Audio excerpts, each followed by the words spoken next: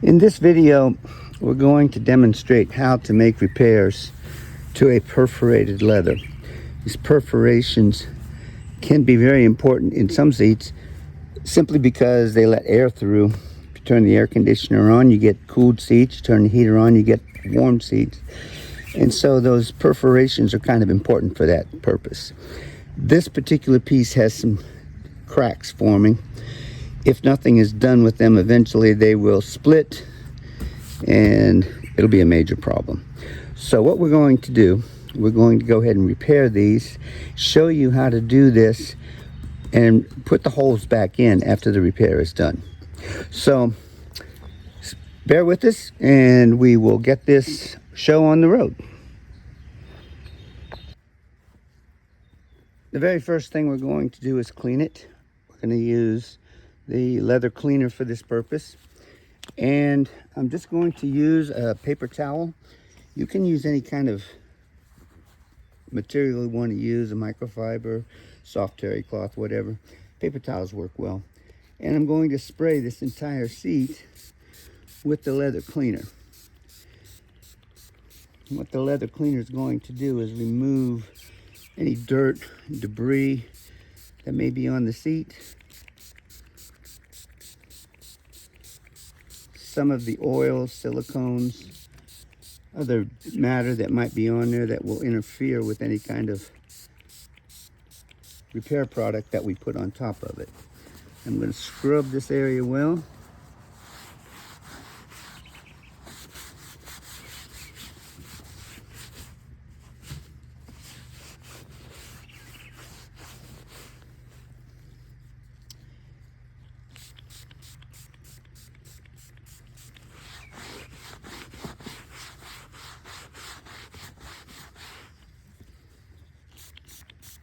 I'm cleaning the entire seat because I'm basically going to re-dye the whole thing because there's cracks, surface cracks all around it.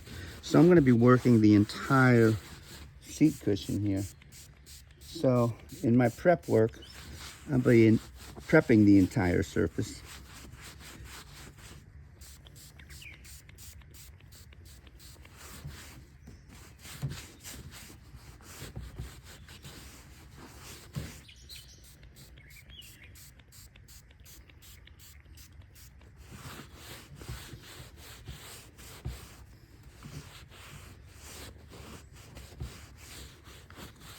And once the area is clean, we're going to want to let that dry. It'll dry rather quickly, a few minutes. You can speed up drying time, and as you're going to see later on in the video, we're going to use a hair dryer to help speed things up a little bit. So let's move on to the next step in the preparation work. The next step in preparing this surface, we're going to use sandpaper. This is a special 220 grit coated sandpaper. It is made to do this type of work. And what we're going to do is we are just going to lightly sand over the entire surface of the leather. What this is going to do is a couple of things. It will break loose any material that may be flaky, coming loose. It will also break this finish so that when we apply the new color coat and repair material, it will be quickly absorbed into the leather. We want to make sure to get down into the seam areas really well. A lot of times I will fold the sandpaper, get down in there and just sand that really well. Both sides. And then we'll continue on with the rest of the panels. We want to focus a little bit more attention on these cracked areas because we're going to put repair compound in there. And we want that repair compound to be deeply absorbed into that leather. So focusing on that, and as you can see, there's a little bit more of the finish coming off of those because they are raised a bit.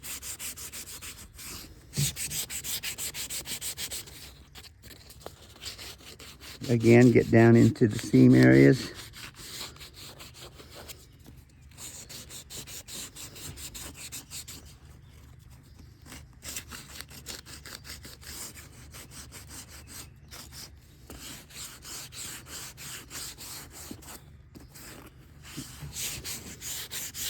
And I'm going to go ahead and finish sanding this, and we'll start the video again up on the next step of the process. Now, as you can see, we've got the entire piece sanded. It's only scuffed. We did not try to remove any of the finish, merely scuff it. And that's what we end up with. So now, our next step, we want to use the leather prep. This is the most important part of the process. What this chemical is going to do, and we're going to use it quite liberally, this chemical is going to further remove any contaminants that may be on there.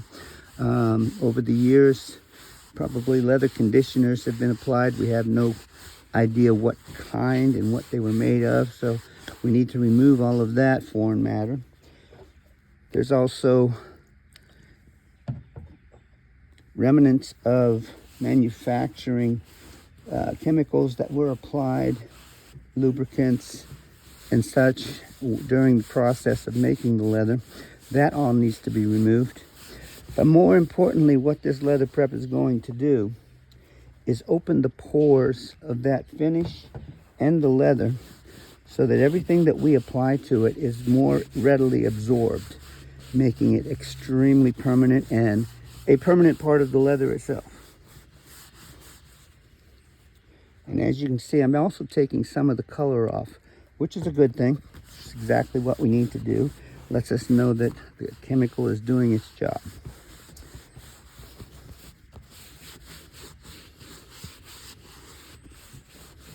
And again, I'm doing the entire seat because ultimately I'm going to end up refinishing the entire seat.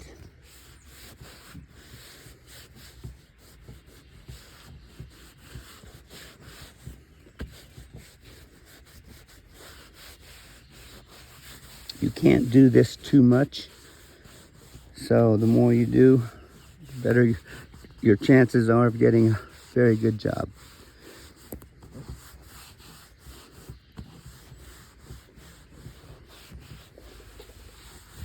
And that is the final step in the prep work. We'll let that dry. Again, it'll dry rather quickly.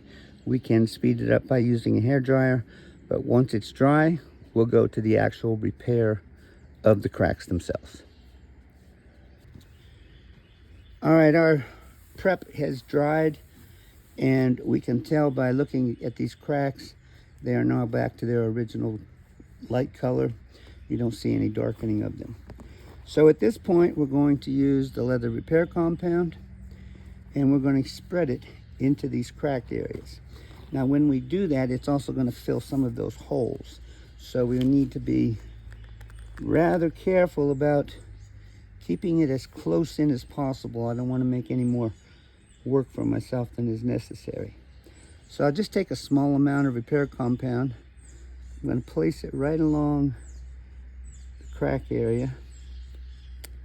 Take any excess off. I'm going to spread it rather smoothly. Get down into here. Get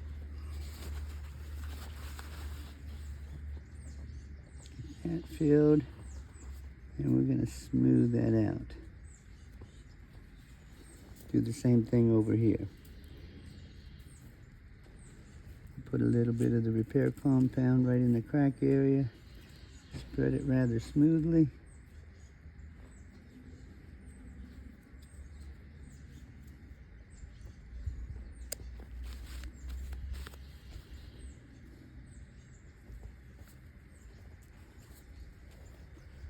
And we get this one.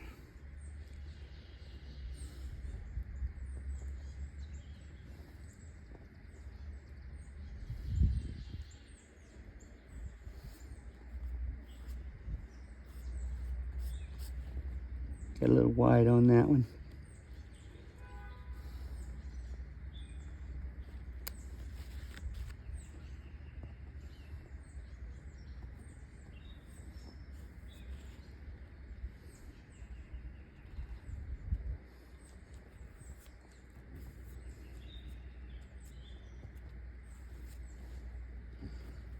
Okay, that is spread sufficiently. We'll now let that dry. Again, it will dry in just a couple of minutes. I can speed it up with a hair dryer, but we'll let that dry on its own. Okay, our compound is dry.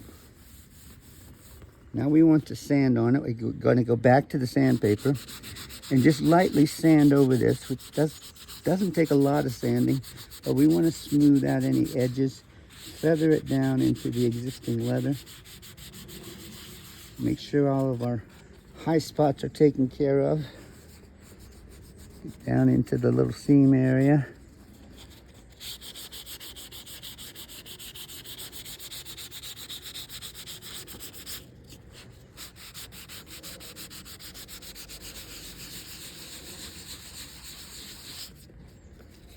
Bend my sandpaper in half. We'll get down in that seam.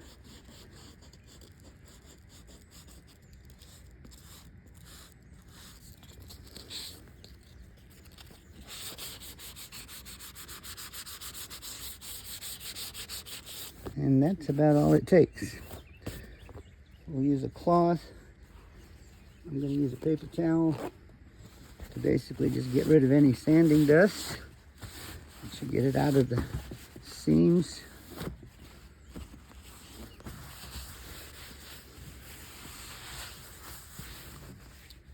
And now at this point, we want to put our holes back in.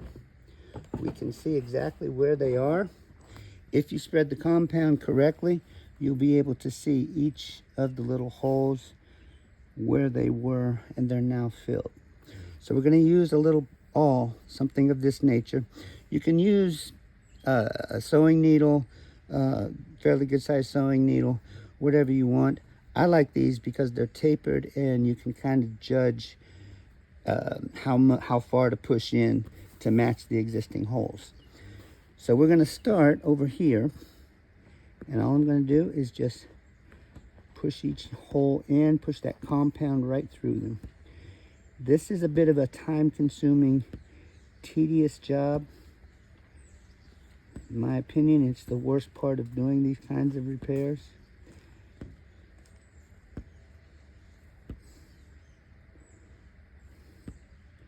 And I'm going to zoom in on this so you can see exactly what I'm doing.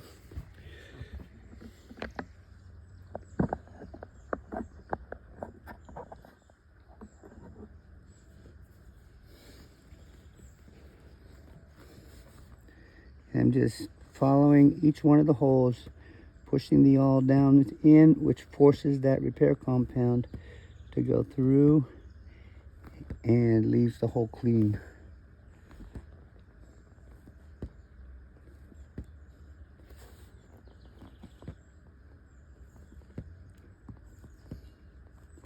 Now, I'm not going to bore you by watching me through this entire process because it is going to take a few minutes. So I'm going to stop the video at this point and I'll pick it up when I get to the end of punching the holes.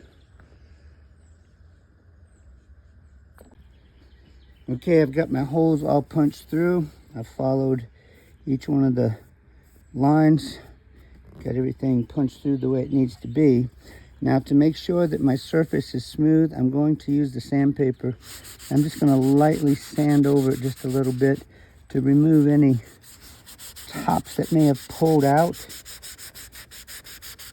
and keep the area smooth like it's supposed to be. I'm not pushing hard, just enough to get the tops of that compound that was pulled out of the holes, get it off. Now, just out of insurance, I'm going to use the leather prep again, but I'm not going to use quite as much this time because all I want to do is basically dust it off. Plus, because I had my hands all over it, I don't want to transfer any body oils from my hands to that surface. So just a quick wiping with the leather prep. Make sure I get the seams cleaned out. I don't want to scrub too much on this because I don't want to take any of that repair compound out. The leather prep will dissolve that and allow it to be removed, so just be very careful when going over that fresh compound. All right, now we're going to let that dry completely. Take about 5 minutes or so. Then we're going to put the first coat of color on it. All right, we have got some pre-mixed color. This had been pre-matched to this. And we're going to use an applicator sponge. Now, the first coat needs to be wiped on primarily because that little bit of pressure from the sponge helps to force that colorant deep into the leather for the first coat. That gives it a firm root so that the subsequent coats have something to adhere to. So we want to make sure that we get that pushed in. It doesn't take a lot of force, just a little bit of pressure from your fingers.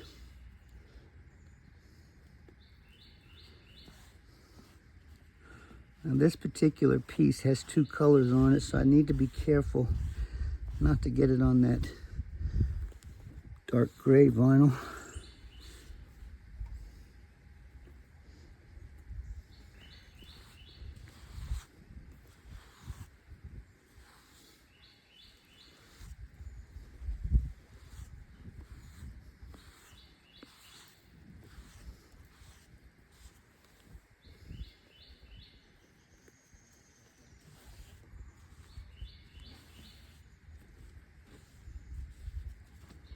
And this is where things all start coming together.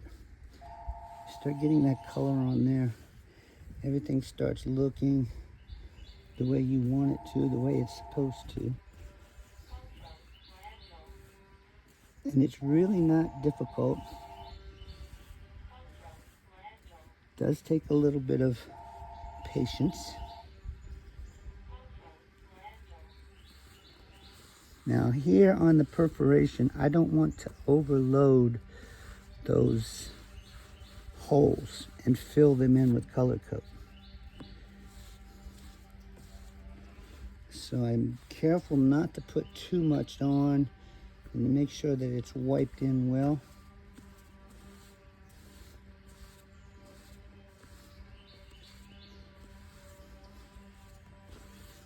And as you can see, the first coat barely covering that repair compound, so you can still see it through the first coat. That's the way you need it to be.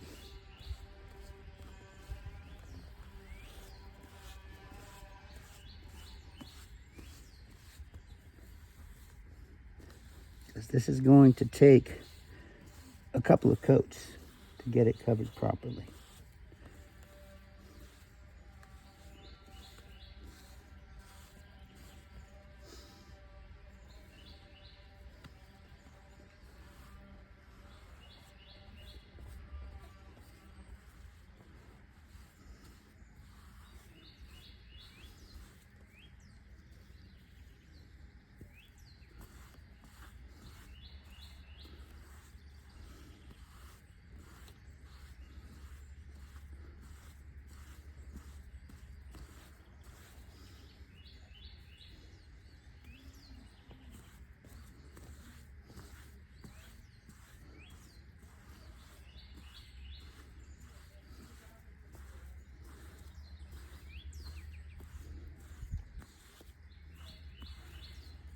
One last panel to do.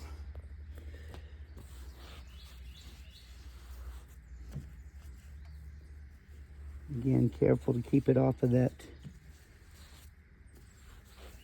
dark gray vinyl. You see I've got some color coat loaded up in here. I'm just going to take my finger, wipe it out of there. Gloves help a lot, keeping your hands clean.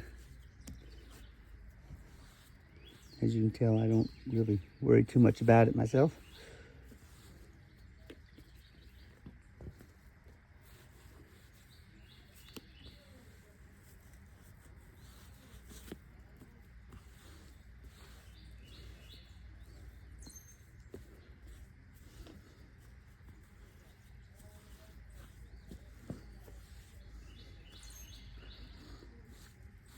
Okay. Now we have two options here. We can continue to wipe it on using the sponge, or I can use a spray. My preference, I like to use a spray. In this particular situation, I have to mask these off because I don't want to get the color onto the dark gray vinyl. So that's what I'm going to do. I'm going to mask these areas off, and then I'm going to spray my final coats of color. So give me a few minutes and we'll be right back. Okay, got everything masked up, ready to spray my color coat on. Now you have three options when you want to spray the color on. First option, you have the little Prevol sprayer, which attaches to the bottle of color. That works pretty well. Has some issues at times, a little difficult to work with. So there's other options. We have an airbrush that we use. These are pretty popular. You can get them off of Amazon. Some of the tool stores will carry them. They're relatively inexpensive, but they do require an air compressor. The best thing, if you've got a big job, is an HVLP touch-up gun. This works fantastic on large projects, but again, it requires an air compressor. Most people don't have one, so we rely primarily on the Prevol sprayer. And that's what we're going to use in this demonstration. Wind is blowing up a little bit, so my tape is kind of letting loose. Now what I'm going to do, start my spray, and I'm just going to spray a light mist. I don't want it heavy, I just want a nice light mist. I'm going to do over the entire surface area. Get down into the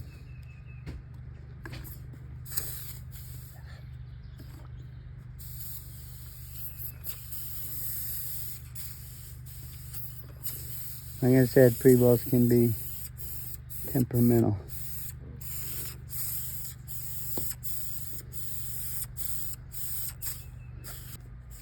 Now this is where the hairdryer comes in really handy. We can put the hairdryer to this, and it dramatically speeds up the drying time. Because I'm going to put probably about 2 more coats with the Prevol. And I don't want to have to wait a whole great deal of time between coats. There's not a problem with letting it dry on its own, but speeding it up just kind of makes the job go a little bit easier. Now again, you can still see some of the white of the repair compound through, because I don't want to put the material on heavily. It's nice, light, thin coats, and it dries quickly. A couple areas down here I got a little heavy, so it'll take a little extra drying time.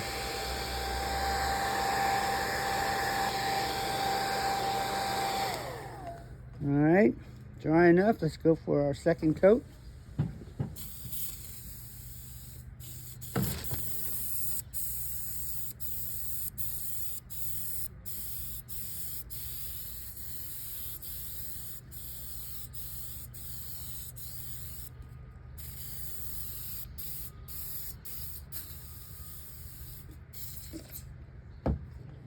Little air bubble. Just punch it out with your finger.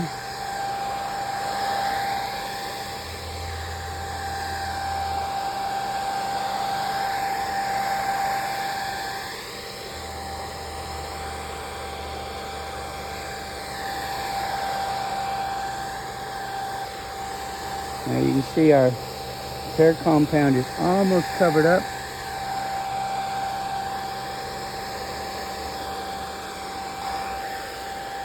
All right, let's try one more coat.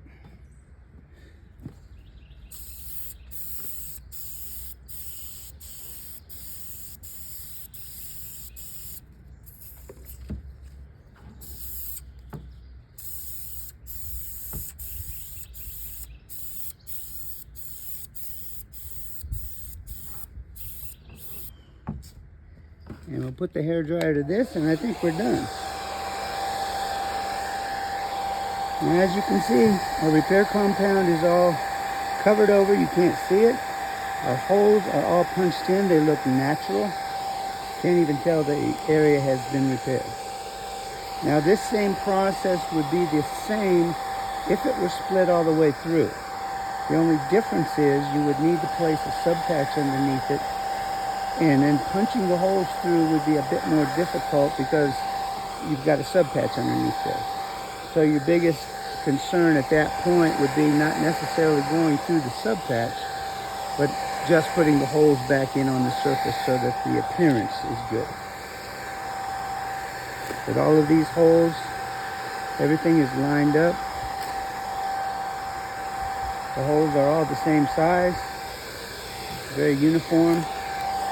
You'll never be able to tell that it was repaired.